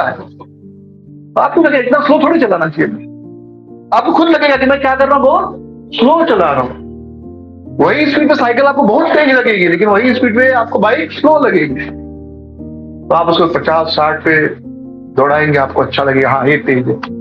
वही आपको BMW दे दिया और बढ़िया हाईवे है एकदम, पूना एक्सप्रेस वाला, और आप 50 की स्पीड में चला रहे हैं एकदम की, लोग बोलेंगे बैलगाड़ी चला रहा है भाई क्या? और आपको भी लगेगा बहुत स्लो चला रहे हैं। जो बगल में बैठा हुआ बोलेगा भाई घोड़ा गाड़ी चला रहे हो क्या, भगाओ जरा एक्सीलेटर पे पैर दबाओ। और आपको भी लगेगा हाँ बहुत स्लो है। आप वहां पे 150 का स्पीड चलाओगे तो लगेगा हाँ थोड़ा स्पीड है। कहाँ 20 की स्पीड साइकिल की, कहाँ 150 की स्पीड। आप वही आदमी हो लेकिन जैसे ही व्हीकल बदला आपके स्पीड का डेफिनेशन बदल गया और आप सच में फील करते हो। अब BMW गाड़ी को पुणे एक्सप्रेस हाईवे पे आप 20 की स्पीड में चलाओगे, आपको खुद लगेगा बहुत स्लो चला रहा हूं मैं, खुद अंदर से फीलेंगे बहुत स्लो है ये। और साइकिल 20 की स्पीड में चलाओगे तो लगेगा बहुत तेज दौड़ा रहा हूं। और वही आप एरोप्लेन में बैठते हैं तो वो 800 की स्पीड में चलता है, 1000 किलोमीटर पर घंटे की स्पीड में चलता है, और वो भी हमको स्लो लगता है। यानी अगर आपका व्हीकल रथ बदल गया तो आपका सोच बदल जाता है। तो वैसे ही हम आत्मा है, वही आत्मा है। लेकिन जब आदमी का शरीर प्राप्त करते हैं तो आदमी ऐसा सोचते हैं, स्त्री का शरीर प्राप्त करते हैं तो स्त्री ऐसा सोचते हैं, पुरुष का शरीर प्राप्त करते हैं तो पुरुष जैसा, गधे का शरीर प्राप्त करते हैं तो गधे जैसा, देवता का शरीर प्राप्त करते हैं तो देवता जैसा हम सोचने लगते हैं। तो जैसा हमारा चेतना होती है वैसे ही हम सोच रखते हैं, वैसा हमको शरीर प्राप्त होता है। और उदाहरण देते हैं वसुदेव, जैसे आकाश में चंद्रमा है, चंद्रमा हिल रहा होता है क्या? नहीं। क्या सूर्य हिल रहा होता है क्या? नहीं। तारे हिल रहे होते नहीं। लेकिन वही आकाश का चंद्रमा, सूर्य, तारे को जब आप किसी पानी में देखोगे और पानी हिल रहा है तो उस पानी में देखोगे तो क्या लगेगा? हिलता हुआ चंद्रमा दिखाई देगा। या कोई तेल का एक बर्तन है, उसमें आप देखोगे परछाई हिलती हुई दिखाई देगी। अगर तेल हिल रहा है तो परछाई हिलती हुई दिखाई देगी। वैसे आत्मा को इस संसार में कोई दुख सुख नहीं है, लेकिन यह आत्मा जब किसी चीज से अपने आप को आइडेंटिफाई करता है कि ये मैं हूं, तब वह सुख दुख मानता है। जैसे चंद्रमा स्थिर है, लेकिन वो चंद्रमा जब तेल में दिखाई देता है तो आप देखोगे तो हिलता हुआ दिखाई देगा। वैसे जब आप मानते हो कि आप भारत की क्रिकेट टीम और आप एक ही हो, तो उनके हारने पर आपको दुख होगा, और बहुत दुख होगा। उनके जीतने पर आपको खुशी होगी, जबकि एक पैसा मिलने वाला नहीं है। उनको तो हर मैच में 50 लाख 1 करोड़ मिला है, ठीक है। और कितना 33 करोड़, 12 करोड़, कुछ 15 करोड़ उनको अंतिम में मिला, हर मैच का छोड़ दो। यानी वो 4-4, 5-5 करोड़ कमा लिए और आप अपना बिजली का बिल खराब किए। लेकिन आप दुखी हुए हो, अगला वो उसके 2 दिन के बाद फिर से शायद मैच खेलना शुरू कर दिया, राइट? फिर से 2020 मैच था ना, कुछ शुरू हो गया। तो आप जिससे आइडेंटिफाई करते हो उसके दुख से दुख होता है, उसके सुख से सुखी होती है। आपका उससे कोई मतलब नहीं। भारतीय क्रिकेट टीम से आपको कोई मतलब है क्या? सच में कोई मतलब है? फिर कितना दुखी हो गए थे लोग, क्योंकि आप क्या कर रहे हो, उससे अपने आप को आइडेंटिफाई कर रहे हो। है कोई मतलब नहीं। वैसे ही आत्मा का इस दुनिया से कोई मतलब नहीं, वास्तव में इस संसार से कोई संबंध नहीं है, लेकिन हम आइडेंटिफाई करते हैं। इतना आसान नहीं होता कि अपने आप को मुक्त कर लेना। इस संसार में भगवान की माया इतनी प्रबल है। क्यों प्रबल है? क्योंकि भगवान की माया है, ठीक है, कोई सामान्य नहीं। वो अपने आप को शरीर मानते हैं, पुरुष मानते हैं, स्त्री मानते हैं, और फिर इस संसार के सुख दुख से प्रभावित होते हैं।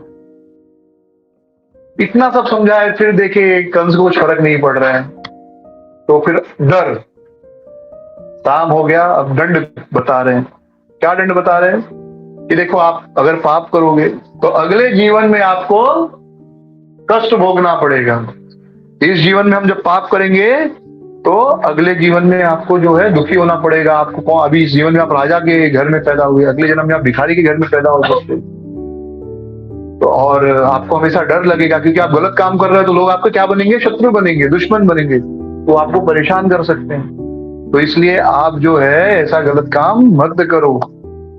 फिर भी देखते से कुछ अंतर नहीं पड़ रहा है तो वो सोचते हैं कि भाई इसकी तारीफ ही करना पड़ेगा। क्योंकि जब आप किसी की प्रशंसा करते हो तो एक कहावत है, praise can time the ferocious. खतरनाक से खतरनाक आदमी को भी अगर उसकी तारीफ करो, जिसको हम हिंदी में क्या कहते हैं, मक्खन लगाना, बराबर। कोई आपसे बहुत गुस्सा, लेकिन आप उसका पैर छू लो तो गुस्सा बढ़ेगा नहीं, थोड़ा कम ही होगा, राइट? समझो उसका गुस्सा, उदाहरण के समझिए, समझो उसका गुस्सा कितना पॉइंट है? 10 पॉइंट है। तो गुस्सा 10 पॉइंट है, अगर आप जाके ऐसे खड़े रहोगे तो गुस्सा 10 का 11 हो जाएगा। लेकिन जाते तुरंत पैर पकड़ लिया, अरे भाई बाप आप तो बड़े दयालु हैं, बड़े अच्छे हैं, तो 10 से गुस्सा 9, 8, 7 पे आ जाएगा, राइट? हो सकता है 0 नहीं आए, लेकिन 10 से बढ़ेगा नहीं, 10 से कम होगा। और उसके बाद आप उसकी प्रशंसा करने लगो, आप तो बड़े दयालु हैं, बड़े कृपालु हैं, आपके कारण ही दुनिया चल रही है। आप नहीं होते तो दुनिया का क्या होता? इस विश्व के कल्याण के लिए ही भगवान ने आपको इस संसार में पैदा किया है। आप ही से इस संसार का उद्धार होगा। अरे बाप रे, फिर तो मतलब वो कहेगा बस आप ही एक असली व्यक्ति हो जो मुझे समझ पाए, आपको ही दिव्य दृष्टि प्राप्त हुआ है, आप ही समझ पाए हो। आज तक कोई मुझे समझ सका नहीं। आप सच में बुद्धिमान हो, फिर उस व्यक्ति को आपके अंदर सारे दिव्य गुण दिखने लगेंगे। तो ये सत्य बात है। महाभारत के युद्ध का एक प्रसंग है। युद्ध शुरू होने के पहले अर्जुन ने क्या किया? भीष्म को प्रणाम किया। अर्जुन ने क्या किया? द्रोणाचार्य को प्रणाम। अर्जुन ने क्या किया? कृपाचार्य को प्रणाम किया। और इन तीनों ने क्या किया? आशीर्वाद दिया, विजयी भव, जीत जाओ, यानी हमें मारो हमारा वध कर दो। मतलब यही हो गया ना, अगर कि दो लोगों में लड़ाई हो रही है और लड़ने वाला आदमी दूसरे वाले को कहे तुम जीत जाओ, जैसे इजराइल और हमास में लड़ाई हो रही है, इजराइल वाले हमास को कहे विजयी भव, इसका मतलब क्या है? मतलब तुम बम फोड़ो और हम मर जाएं, मतलब तो यही हो गया ना। लेकिन द्रोणाचार्य ने आशीर्वाद दिया। क्यों दिया? क्योंकि प्रणाम किया। तो प्रणाम का फल क्या है? आशीर्वाद है। ऐसी चीज है, भगवान ने हमारा ब्रेन में ऐसा फिट किया है कि जैसे कोई पैर छुएगा आपका हाथ उठ जाएगा, कितना भी आपके मन में गुस्सा हो। अब कोई एकदम निश्चय करके रखा है कि नहीं कितना भी प्रणाम करे हाथ भी, वो पहले से प्लानिंग करके रखोगे तो अलग बात है। अन्यथा कोई भी आपका पैर छुएगा तो हाँ अरे खुश रहो खुश रहो, ऐसा प्लान बना के रखो। नहीं, प्रभु जी ने बोला था तो आज कोई आएगा पैर छूने तो आशीर्वाद नहीं दूंगा, देखता हूँ, वो अलग बात है। वो तो आप मतलब प्लान करके कर रहे हो, वो असली नहीं है। जो नेचुरल है वो क्या है? जैसे भी आपका पैर छुएगा तुरंत आप उसको आशीर्वाद दो, सामान्य रूप से। अपवाद हो सकता है, अपवाद यानी एक्सेप्शन कभी कभी होता है, अलग बात। वही अगर दुर्योधन ने एक बार खाली उसी युद्ध में युधिष्ठिर को प्रणाम कर लिया होता, लड़ाई ही नहीं होती, युद्ध ही नहीं होता है। युधिष्ठिर बोलते विजयी भव, जाओ ले लो, खत्म हो गया। एक बार युधिष्ठिर बोलते विजयी भव तो सब गेम ओवर, कोई फाइट नहीं, सारा राज्य किसको मिल जाता? दुर्योधन को मिल जाता। लेकिन उसका इतना घमंड था, वो क्यों प्रणाम करने लगा?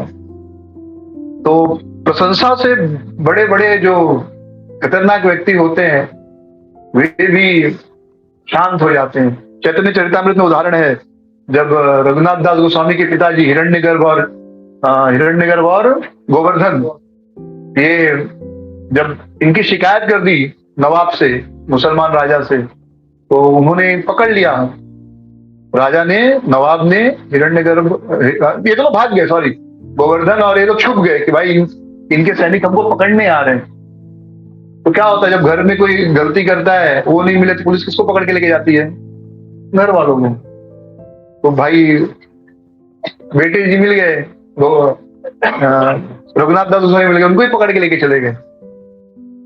जब रघुनाथ दास गोस्वामी सामने आए तो हिरण्यगर्भ, सॉरी, तो नवाब ने कहा देखो तुम्हारे पिताजी 20 लाख स्वर्ण मुद्राएं कलेक्ट करते हैं और मुझे थोड़ा सा ही देते हैं, मेरा अधिकार बनता है ज्यादा लेने का।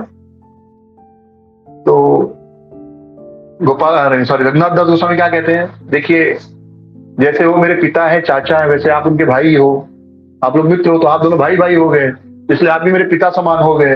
अब भाई चाचा भाई दोस्तों में झगड़ा हो, बेटे को सजा दोगे आप, यही है।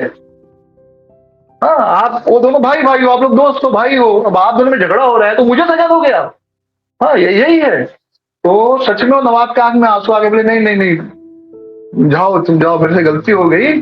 और लेकिन थोड़ा अपने पिताजी को समझाना कि भाई बात हुआ था 12 लाख का, लेकिन वो 20 लाख कलेक्ट कर रहे हैं, तो एक्स्ट्रा वाला है, उसमें कुछ हिस्सा देना चाहिए मुझे, समझा दो। लेकिन वो नहीं देंगे तो भी चलेगा, लेकिन मैं तुम्हें आपसे पनिश नहीं करूंगा। तो ये होता है प्रशंसा का परिणाम। जबकि नवाब यानी मुसलमान कितने दुष्ट होते हैं, एक नंबर के। लेकिन जब थोड़ा सा तारीफ कर दिए रघुनाथ दास गोस्वामी तो एकदम वो शांत हो गए। तो ऐसे ही अब यहाँ पर वसुदेव शांत कर रहे हैं किसको? कंस को। कह रहे तुम्हारी छोटी बहन है, लाडली बहन, तुम्हारी बेटी के समान है वो। छोटी बहन किसके समान होती है? बेटी के समान होती है। हाँ, बड़ा भाई पिता समान होता है, बहन या छोटा भाई बेटे या बेटी के समान होते। तो तुम्हारा तो सजा देने योग्य नहीं, तो पाले जाने योग्य। तुमको उसका पालन पोषण करना चाहिए, उसको लाड़ प्यार करना चाहिए, और तुम उसका वध करने जा रहे हो, ये तो कहीं से भी उचित नहीं लगता। आप उसके पिता समान हो। कोई पिता अपनी बेटी का वध करता है क्या? तो इतना सुंदर जब अपनी प्रशंसा सुनी कि भाई मेरे जो भोजवंश है वो मेरे कारण ही उसका नाम हो रहा है, फिर इतना आत्मा का विज्ञान सुना, फिर इतनी अपनी तारीफ सुनी, तो थोड़ा मन उसका शांत हुआ, लेकिन फिर भी उस समय कठोर था। उसे लगा, तो वसुदेव समझ गए कि भाई थोड़ा फर्क तो पड़ा है, लेकिन अभी भी ये देवकी को मार के ही छोड़ेगा, क्योंकि वास्तव में क्या था, बहुत ईर्ष्यालु था। जो राक्षस प्रवृत्ति का व्यक्ति होता है, मैंने एकदम शुरू में बताया, राक्षस प्रवृत्ति मतलब मेरे कारण, मुझे जीने के लिए अगर 100 लोगों को मरना पड़े तो 100 लोग मर जाए, लेकिन मैं जीवित रहना चाहिए, राक्षस है। वैष्णव क्या है, मेरे मरने से अगर 100 लोग सुखी होते तो मैं मरने को तैयार हूं। हरिदास ठाकुर ऐसे ही किए ना, जब उनको चाबुक से मार रहे थे कसाई, लेकिन इनको कुछ असर नहीं हुआ, तो कसाईयों ने कहा कि अरे आप मरोगे नहीं तो राजा हमें मार देगा। तो हरिदास ठाकुर ने कहा अच्छा, मैं मरूंगा नहीं तो आप लोग को मार देगा? नहीं नहीं, आप लोगों को मेरे वजह से मरना पड़े, मैं ही मर जाता। और तुरंत समाधि में चले गए, सांस आना बंद हो गया, तो ऐसा लगा कि वो मर गए। फिर उनको गंगा में फेंक दिया नवाब ने। ये वैष्णव होता। तो कंस क्या असुर है, इतना सब सुनने के बाद भी उसने कहा कि ठीक है, जो भी है, मेरी बेटी भी हो, लेकिन मेरे जीवित रहने के लिए अगर मेरी बेटी को मरना पड़े तो मैं बेटी को मार दूंगा। तो ये असुर की सोच है। तो फिर वसुदेव ने सोचा कि अब ये तो मारेगा, तो अब कुछ दूसरा उपाय सोचना पड़ेगा। निर्बंधन तश्रुतम ज्ञात्वा विचिन्त्य आनकदुंदभि प्राप्तम काल प्रतिव्यूढ़ुम इदं तत्रान्वत्यद्यत। जब देखा कि अब कुछ ऐसे तो शांत हो गए नहीं, तो अनकदुंदुभि, अनकदुंदुभि वसुदेव का नाम है। जब वसुदेव पैदा हुए तो उसने देवताओं ने दुंदुभि बजाई थी, आनंद में। तो होता ना, वो बजता ना, कैसे बजता, आता है ट्रम्पेट जैसा, किसको बजाने आता है? सचिन ब्रो, हाँ कोई बजा, हाँ सुतारी, वो बजाया और दुंदुभी बजाई थी। वो विजय युद्ध के मैदान में दुंदुभी बजती है। एक्चुअली साउंड बहुत पावरफुल चीज होती है, राइट? आप जिम में चले जाइए, एकदम पैशनेट गाना बजाएंगे फिल्मों का, एकदम तेज आवाज में। क्यों? क्योंकि तब आपको और डंबल उठाने में मजा आएगा। वही आप कीर्तन लगा दोगे, हरे कृष्णा, सब सोने लगेंगे। हाँ हरे, सही में। इसके लिए आप देखो, कोई भी जिम में चले जाओ, गाना हो एकदम तेज आवाज में और एकदम पैशनेट गाना, एकदम मतलब क्या डीजे वाला जैसा होता है ना आजकल, रिमिक्स वाले गाने, राइट? क्यों? ताकि आदमी एकदम जोश में बना रहे। तो युद्ध के मैदान में जोश के लिए वो सब दुंदुभी और वो सब नगाड़े वाड़े बजाए जाते थे, एकदम जोश में आ जाता था आदमी। और वही वहां पे आप कीर्तन बजाने लगेंगे तो सब फिर वो लड़ाई छोड़ के वो बैठ जाएंगे, तो अच्छा है वो एक्चुअली। तो युद्ध के लिए तो दुंदुभी बजाई जाती थी। तो जब वसुदेव पैदा हुए तो क्या बजा था? दुंदुभी बजा था, देवताओं ने बजाया था। यानी कभी निराश नहीं होने वाले, हमेशा उत्साह में रहने वाले। उन्होंने सोचा कि मुझे निराश उत्साह नहीं होना है, ये मेरा कर्तव्य है, कुछ भी करके मेरा कर्तव्य है अपनी पत्नी की रक्षा करना, कुछ भी हो जाए मुझे रक्षा करनी है।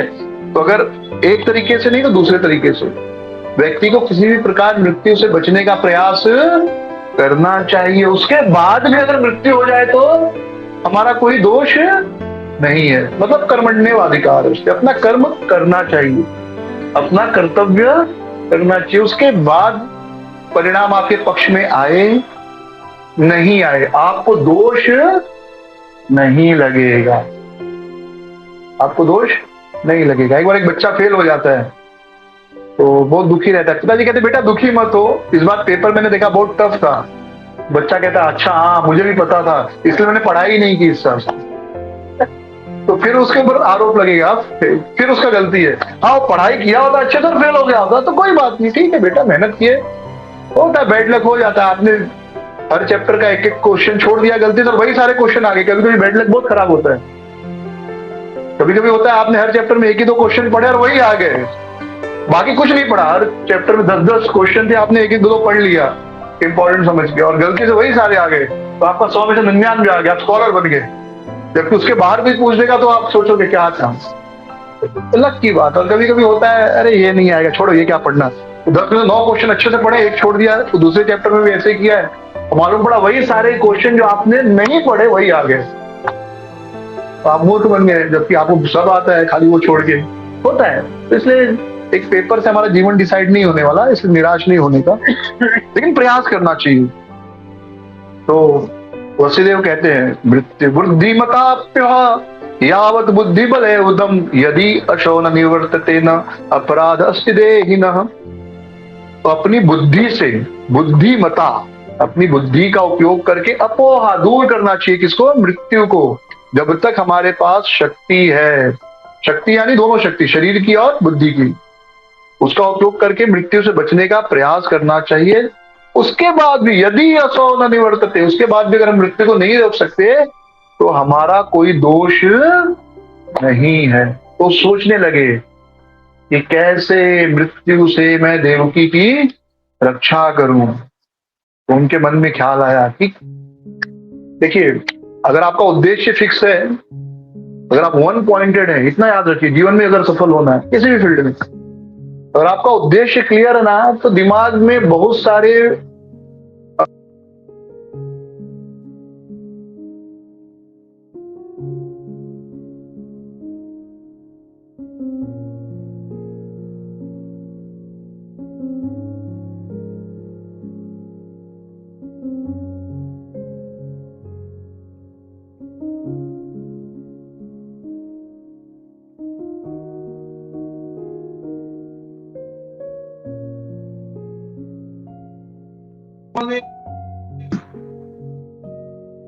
कंस को खतरा किससे है?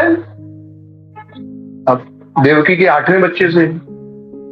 तो अगर मैं कंस से ये कहूं, देखिए ऐसा सोच नहीं सकता कोई सामान्य रूप से, लेकिन अब आपने निर्णय ले लिया कि पहले देवकी को तो बचाना है, तो उनके मन में आया कि मैं ऐसा कहूं, अगर करूं या कंस से कहूं कि मेरे बच्चे अगर पैदा होंगे तो मैं तुम्हें दे दूंगा, तुम मार देना। तुमको देवकी से कोई खतरा नहीं है। खतरा किससे है? खतरा उसके पुत्रों से है, उसके बच्चों से है, वो तुमको दे दूंगा मैं। और वसुदेव जो थे वो हमेशा सत्य बोलते थे, तो इसीलिए कंस के मन में एक बार भी ये विचार नहीं आया कि इनकी बात नहीं माननी चाहिए। हम आप बोलेंगे कोई नहीं मानेगा, तो सबको पता है लोग झूठ बोलते रहते हैं। सही बात है कि नहीं? हम आपको ऐसा प्रॉमिस करें, एक बार एक बैंक में डाका डालते हैं, पूरा बैंक घेर लेते हैं 4-5 गुंडे, सब हाथ ऊपर करो, फिर बंदूक लेके चलो चलो पैसा निकालो। फिर बोला अरे बंदूक में गोली ही नहीं है। तो कैशियर कहता है कोई बात नहीं, तुम लूट लो, कल गोली लेके आ जाना, भरोसा है तुम पर। तो कल लेके आ जाना। तो अगर हम भरोसा, इतना सत्य व्रत थे वो, इतना सत्य बोलते थे कि उन पर भरोसा नहीं करने का कोई चांस ही नहीं था। कम से कम उनकी बात पर भरोसा किया। लेकिन आप सोचेंगे कि भाई कोई पिता इतना निर्दयी कैसे हो सकता है कि अपने बेटे को किसी को मारने के लिए दे दे? इतना कोई हम सोच नहीं सकते, राइट? इतना भी हो, अपना बेटा कोई किसी को दे सकता है कि इसको मार दो? तो वो देव, लेकिन उस समय तो बेटे थे ही नहीं, जो है ही नहीं उसको क्या बचाना, जो है उसको पहले बचाना, राइट? सबसे पहले क्या, बेटे तो हुए ही नहीं, तो उनके बारे में क्यों सोचना, पहले जो है उसको बचाओ। पहला तो सिद्धांत यही है। तो पहले मैंने देवकी की रक्षा करनी है, फिर अगर बेटे हुए तो मार देगा। चलो बेटे हुए तो मारेगा, पर हो सकता है बेटे हो ही नहीं। जरूरी है क्या शादी हुई तो बच्चे होंगे ही? बहुतों को बच्चे नहीं होते, हो सकता है बच्चे ही नहीं हो। और ये भी हो सकता है मुझे पुत्र पुत्री हो, मुझे बेटा बेटी हो, उसके पहले कंस मार दे, उसके पहले कंस मर जाए। कंस कोई अमर होकर थोड़ी आया है, तो भविष्य का तो हमको पता नहीं है। तो अभी लेकिन देवकी को बचाना जरूरी है, बाद में जो होगा देखेंगे। और ये भी हो सकता है कि भाई जब भविष्यवाणी हुई है कि मेरे बेटे उसको मारने वाले हैं, तो मेरा बेटा उसको मार देगा, क्योंकि भविष्यवाणी तो यही है। तो पहला काम क्या है, देवकी को बचाना। तो देखिए इस समय यहाँ पर क्या बताया जा रहा है कि कभी भी वर्तमान का सोचना चाहिए, भविष्य का ज्यादा चिंता नहीं करना चाहिए। कहीं पर बताया जाता है भविष्य का सोचो, तभी तो वर्तमान में काम करोगे, राइट? कुछ लोग कहते हैं ना सोचना क्या, जो भी होगा देखा जाएगा। तो ये फिलॉसफी नहीं यहाँ पर है। हर फिलॉसफी समय के अनुसार बदलते रहती है, तो व्यक्ति के पास बुद्धि होनी चाहिए कहाँ पर कौन सा सिद्धांत उपयोग करना है। कोई आदमी दारू पी रहा है, गुटखा खा रहा है, मैं उसको कहूँ कि भाई दारू गुटखा मत खाओ, जल्दी मर जाओगे, कैंसर हो जाएगा। तो बोलेगा नहीं नहीं, आपने भागवतम में बताया था कि वर्तमान का सोचो, भविष्य की चिंता क्यों? फिलॉसफी सही है कि नहीं? हाँ, सोचना क्या, जो भी होगा देखा जाएगा, तो आप ही ने तो बताया था। एक बार एक सिगरेट पी रहा होता है, तो एक लेडीज कहती है अरे हाँ, सिगरेट पियोगे आपकी उम्र 40 साल कम हो जाएगी। तो आदमी कहता है अरे क्या 40 साल कम हो जाएगी, मैं ऑलरेडी 60-70 साल का हूँ। तो लेडीज कहती है अच्छा अब 70 के हो, मतलब वो कहता है मैं 70 साल से सिगरेट पी रहा हूँ, अभी भी जिंदा हूँ, अच्छे से हूँ। लेडीज कहती है हाँ लेकिन अगर नहीं पीते ना तो आप 110 साल के होते, फिर 40 साल ऐड कर देता है। तो भविष्य की चिंता जो है और वर्तमान में जीना, ये दो चीजें कब उपयोग करना है इसके लिए बुद्धि होनी चाहिए, इसके लिए गुरु साधु शास्त्र। यहां पर अगर आप वर्तमान को नहीं बचाओगे तो भविष्य नहीं बचेगा। देवकी रहेगी नहीं तो ना बेटे कोई होगा ही नहीं। तो यहां पर वर्तमान का सोचना ज्यादा जरूरी है। अगर देवकी रहेगी ही नहीं तो बच्चे कहां से होंगे। तो यहां पर भविष्य बचाने का कोई मतलब नहीं है। जब आप सिगरेट दारू पीते हो तो आप क्या कर रहे हो, तो पक्का आप अपना क्या कर रहे हो, वर्तमान खराब कर रहे हो। वर्तमान खराब है तो भविष्य तो खराब ही होगा। तो कौन सा सिद्धांत कब यूज करना है, इसलिए थोड़ी सी बुद्धि यूज करना चाहिए। हाँ, हर जगह एक नियम नहीं चलता। जैसे यहाँ पर क्या सिद्धांत है, वर्तमान की रक्षा करो, भविष्य में क्या होगा बाद में देखेंगे। यहाँ पर यह सिद्धांत है। अब कोई सिगरेट दारू पी रहा है या कोई बच्चा पढ़ाई नहीं करे, आप बोलोगे बेटा पढ़ेगा लिखेगा नहीं, कुछ लायक नहीं बनेगा, करेगा क्या भविष्य में। बोलेगा अरे किसने देखा है मैं 20 साल के बाद जिंदा रहूं कि नहीं रहूं। मैं समझो बहुत पढ़ के पीएचडी कर लिया, बहुत बड़ी डिग्री मिल गया, उसके बाद मेरे को हार्ट अटैक से मौत हो जाए तो क्या फायदा है, मुझे एंजॉय करने दो। फिलॉसफी का सही है लेकिन यहां पर यूज नहीं कर सकते। तो कौन सा सिद्धांत कहाँ यूज करना है, उसके लिए बुद्धि, इसके लिए गुरु साधु शास्त्र। तो शास्त्रों में हर चीज को अच्छे से एक्सप्लेन किया गया। तो इस प्रकार वो सोचते हैं कि पहला कार्य है मेरा धर्म क्या है, देवकी की रक्षा करना। और देवकी की रक्षा के बाद हो सकता है कंस मर जाए, हो सकता है मेरे बच्चे ही नहीं हो, इतना क्यों चिंता करना है भविष्य की। हाँ, तो डरने की कोई बात नहीं, और हो सकता है कंस पहले ही मर जाए। और थोड़ा भविष्य पर भी विश्वास रखना चाहिए, भगवान पर भी विश्वास रखना चाहिए।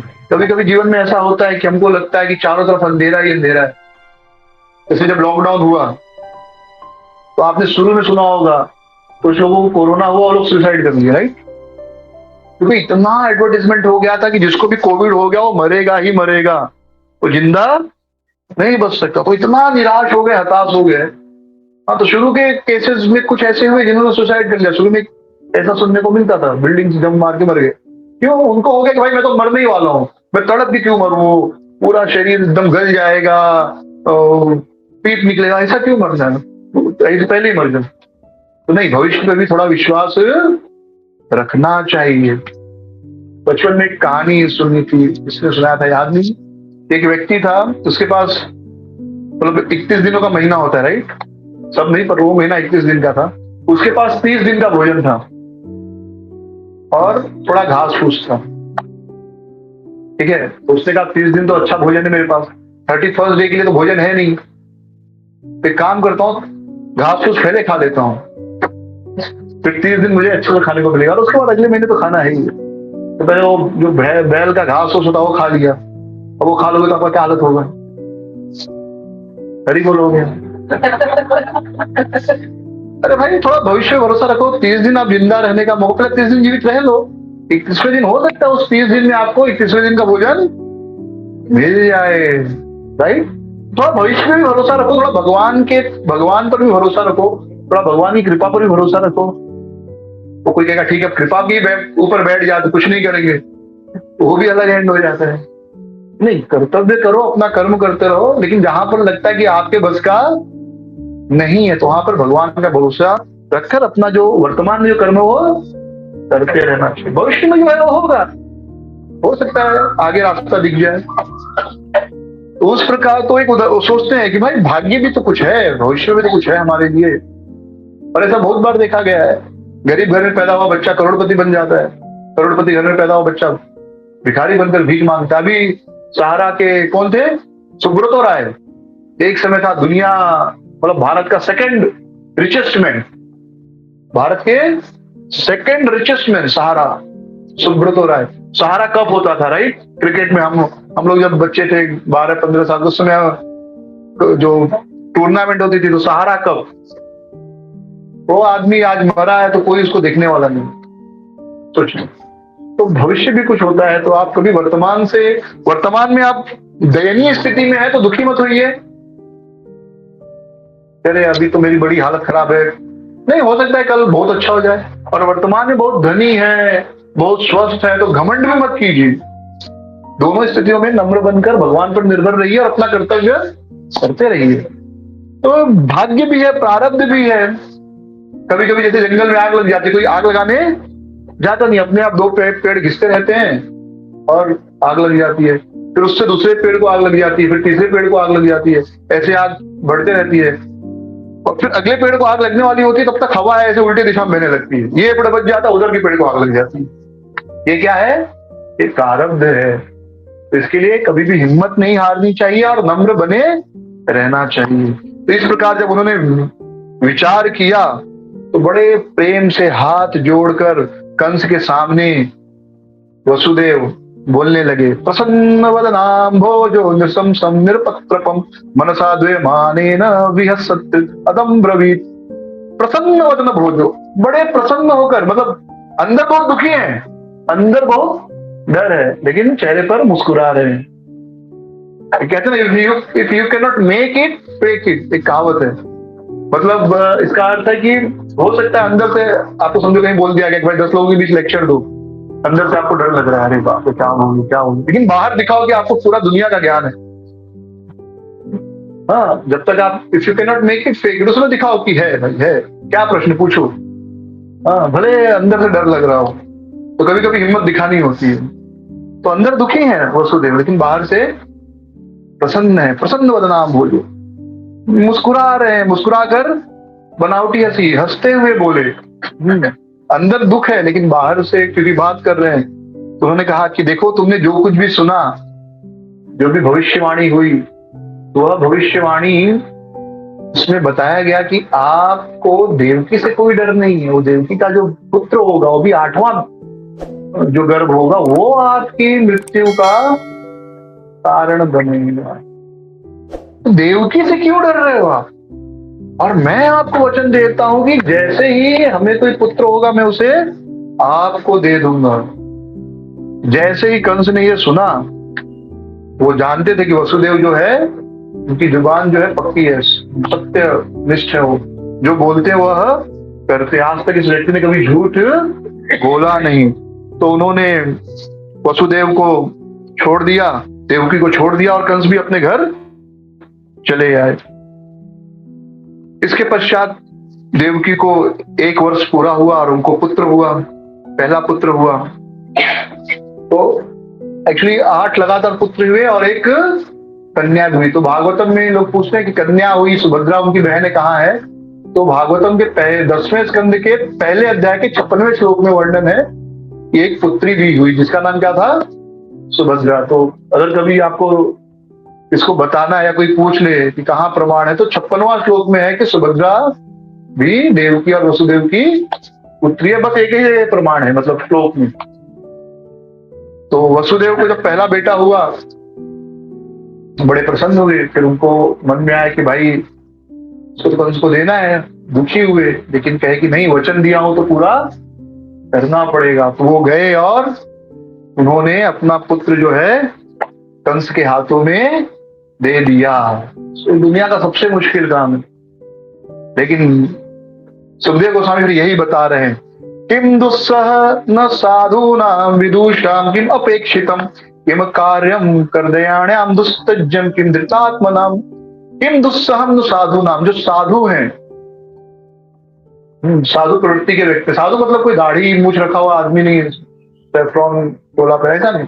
साधु मतलब एक प्रवृत्ति है, नेचर की बात है। जो साधु प्रवृत्ति के लोग होते हैं, जन कल्याण का कार्य करते हैं, वो ऐसा कौन सा कार्य है जो न करे? वो हमेशा सत्य पर टिके रहते। कुछ भी तकलीफ आए, पीड़ा है, लेकिन वो अपना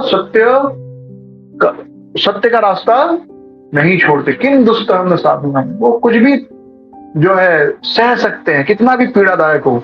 विदुषा नाम किम अपेक्षिता, और जो भगवान के तत्व के रूप में जानते हैं, वो स्वतंत्र हो, इस संसार से मुक्त हो जाते हैं, क्योंकि वो उनको संसार की माया कभी फंसा नहीं सकती। किसको?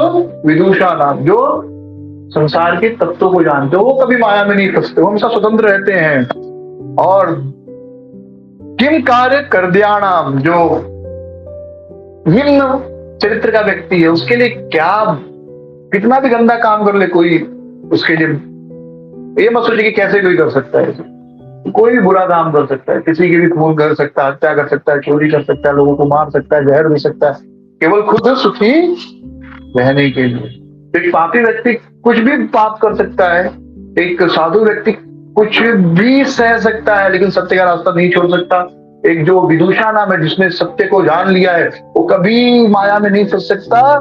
दुस्त्यज्यम किम धृतात्म नाम, और जो धृतात्म नाम है, जिन्होंने भगवान के चरण कमलों की शरण ली है, वो क्या त्याग नहीं सकते, वो पूरी दुनिया छोड़ सकते हैं भगवान के लिए। तो ये, क्योंकि हम जैसे सुनेंगे कि भाई एक पिता अपना बेटा किसी के हाथ में दे रहा है, क्यों दे रहा है कि भाई मार दो, हम कहेंगे ऐसे कैसे हो सकता है, तो वही बता रहे हो सकता है। जो व्यक्ति सत्यव्रत है, जो साधु व्यक्ति है, वो सब सह सकता है। हाँ, वो सत्य का रास्ता नहीं छोड़ेगा, वो सब सह सकता है। उसी प्रकार पापी व्यक्ति कोई भी पाप कर सकता है। कभी हैरान मत होना कि पापी व्यक्ति ने पाप कैसे कर दिया। और जो भगवान का भक्त हो, क्या त्याग नहीं सकता, सब कुछ त्याग सकता है।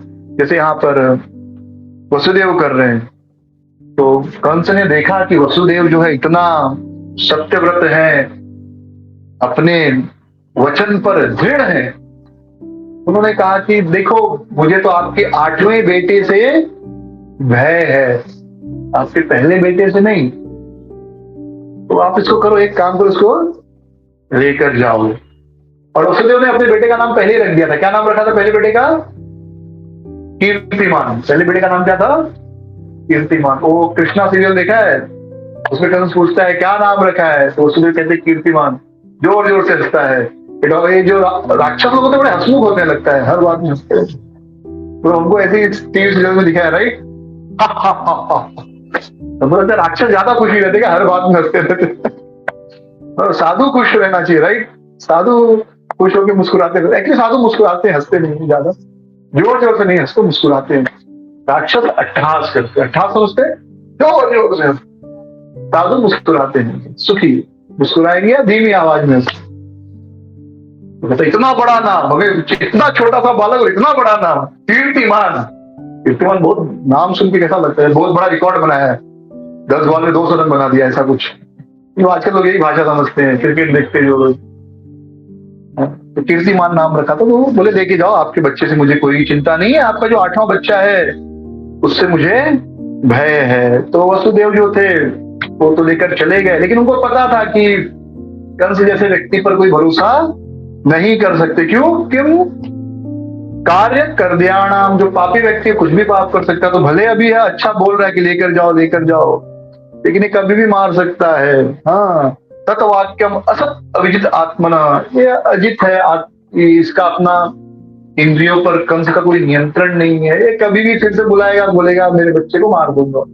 तो उन्होंने कोई भरोसा नहीं किया, लेकर चले गए, लेकिन उनको कोई खुशी नहीं हुई कि मेरे बच्चे को छोड़ दिया, क्योंकि उनको पता था कंस क्या है, वो अजित इंद्रिय, उसकी इंद्रियां उसके नियंत्रण में नहीं है, वो कभी भी फिर से बुला के मार देगा। तो जब सभी देवताओं ने देखा कि भाई ये तो फिर से कंस अच्छा बनने की कोशिश कर रहा है, तो नारद जी को भेजते हैं। हाँ, तो नारद जी वहां पर जाते हैं, और नारद जी कहते कि भाई अगर ये सब लोग, कंस अगर अच्छा बन जाएगा तो भगवान इसको मारेंगे नहीं। भगवान तभी इसका वध करेंगे जब यह भगवान के सबसे बड़े भक्त यानी देवकी और वसुदेव, उनके माता पिता, उनके प्रति कोई अपराध करेगा। बाकी हम साधु पुरुषों को, देवताओं को तो मार ही रहा है कब से ये। हाँ, जैसे नरसिंह भगवान कब आए? जब हिरण्यकशिपु ने प्रहलाद को मारने की कोशिश की। बाकी सबको तो कब से मार रहा था, कोई पूछने वाला नहीं। हाँ, तो भगवान ने जितना अपना बनेंगे तो ही भगवान आएंगे। तो नारद ऋषि गए, उन्होंने कहा कि अरे आपको पता है ये जो वसुदेव हैं और जितने भी यदुवंशी हैं वो सब देवता हैं, सारे देवता, उनकी पत्नियां भी देवियां हैं स्वर्गलोक की, वो सब भगवान के आदेश से यहाँ पर प्रकट हुए हैं, और एक ही उद्देश्य है, आपका वध। तो आप जो इनको छोड़ रहे हो, ये बड़ा गलत कर रहे हो। और विष्णु तो कपटी है, आपको पता ही है। वो 8वां बोलकर पहले में आ गया तो कोई भी संतान विष्णु हो सकता। उसने बोला 8वां, आप निश्चिंत बैठ गया, 8वां आएगा, 8वां मालूम पड़ा पहले ही आ गया है, पहले में आ गया तो पहला जो कीर्तिमान को छोड़ा वही आपको मार देगा। तो आप बिल्कुल विश्वास नहीं करो। तो जैसे ही कंस ने सुना, तुरंत उसने क्या किया, वसुदेव देवकी को फिर से कैद कर लिया, उनको कैद खाने में डाल दिया, जंजीरें बांध दी हाथ पैरों में, और पहले पुत्र को पैर से पकड़ा और जमीन पर पटक के मार दिया। ये होता है असुर। और इस प्रकार एक एक करके